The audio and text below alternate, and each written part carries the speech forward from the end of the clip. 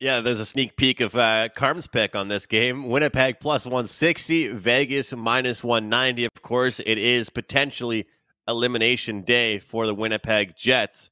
Total 5.5, guys, shaded towards the over, minus 125 there in that one.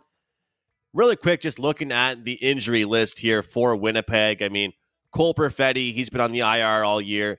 David Riddick, they don't need him. Josh Morrissey, a guy that's been named as one of the best defensemen in the league, he's been out for the series.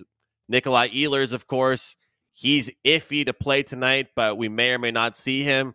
And Mark Scheifele will not play tonight. So, guys, when you're a team struggling, when you're a team in a wild card position, trying to just stay alive in a series, the last thing you can afford to have is a bundle of injuries. And I think that that's really, really hurt this Winnipeg Jets team.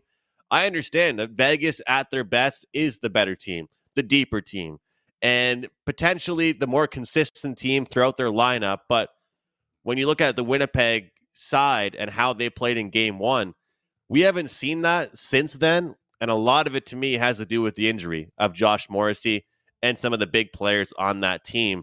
Vegas minus 190. I'll forget about that. Minus 1.5 to plus 150. If Vegas closes things out tonight, which I do think they will win by more than one goal. So I'll take the plus 150 on that one. And I have to look again towards the third period over. If your book allows you to bet this, guys, I'm starting to bet these before the games start. That way I get a lot better of numbers than I will after the game is already going. Third period over in these elimination games, you're seeing the ice open up. You're seeing empty net goals. You're seeing goals from both clubs. And like I said, you're getting a better number if you bet that before the game starts than you will after. But I think the time has come for the Winnipeg Jets. They might try and start things off with a big defensive effort, but I do not think that they can hold off Vegas for 60 minutes tonight, especially with the injuries that they have. So I'll take Vegas minus 1.5 plus 150. Carm? Andrew, I'm so disappointed in you. I'm disappointed in you. You know why I'm disappointed in you. We'll have a discussion at the end of this show because you know what my show best bet is. And here you are blurting it out before I even get a chance to talk. But it's okay. I know where you live. Listen, Vegas has just gotten better as this series progressed. And I get it. Winnipeg has injuries. This is probably of the two game fives tonight, the 3 game fives, only 2 of them are closeout games.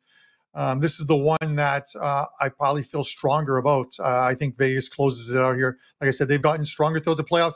I wish that this would go a little further because I did have a small play on Winnipeg plus 1.5 games, laying a little bit of juice in this series. And when they won game 1, I felt a little bit better. But for all intents and purposes, this one should be over. I think Vegas comes out and grabs hold of this game early on. You can take that first period, and I don't know, somebody asked me for a first period yesterday. This is probably one when you take the first period on Vegas on the handicap. You lay the half a goal, you're getting plus 145 on your money. And if Vegas comes out and has that first period lead, they'll go on to win this game, and I expect them to do so.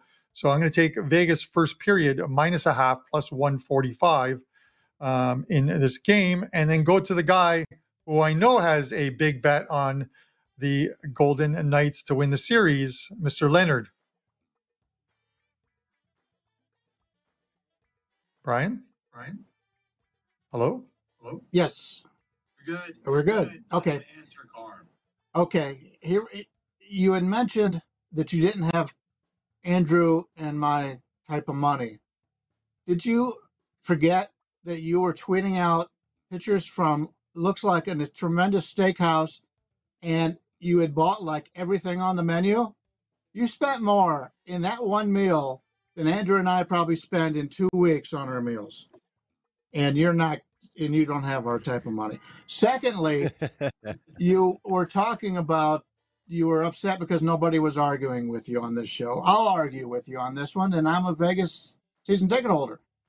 Yes, I have a 5% play on Vegas. I came into this series thinking Vegas was going to dominate. And after game 1, I'm starting to think, what? Did everybody else see that I haven't? Well, I guess they haven't seen what I have. And what I've seen is Vegas winning but they haven't been dominant. And even if you go back to last game, for the expected goals, it was pretty much even all along. Yes, Winnipeg has injuries. I understand that.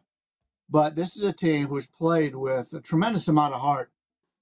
They had to play really well coming down the stretch in the regular season to make the playoffs. Vegas, I've watched this team so many times this year, and there are games where they just come out and they just don't have the effort. I don't think they're going to have the effort here. As Marco would say, they're fat and happy, fat and sassy. And I think Winnipeg is going to take advantage of that. So I would have to disagree with both of you on this one, because I don't think Vegas is going to come out of the chute fired up at this situation. So I don't want them in the first period. And the line is showing value on Winnipeg plus the 160. And once again, the road teams have played very well this entire playoffs. And you're giving me a team with their back against the wall at plus 160 in a series that, even though I thought Vegas was going to dominate, I haven't seen that with my eyes. So this series has been a whole lot closer than the way this final scores have looked. It truly has, but sometimes, like, we find out that those little mistakes can be really the difference in a series, right? And Brian, I think you're similar to me, where you don't read as much into the scoreboard as kind of how the game played out, whether it's from your eyes or whether it's the analytics telling you things. And honestly, that's kind of how I felt about the amount of totals. Like, I lost 2 unders in this series, and then I stopped betting the total.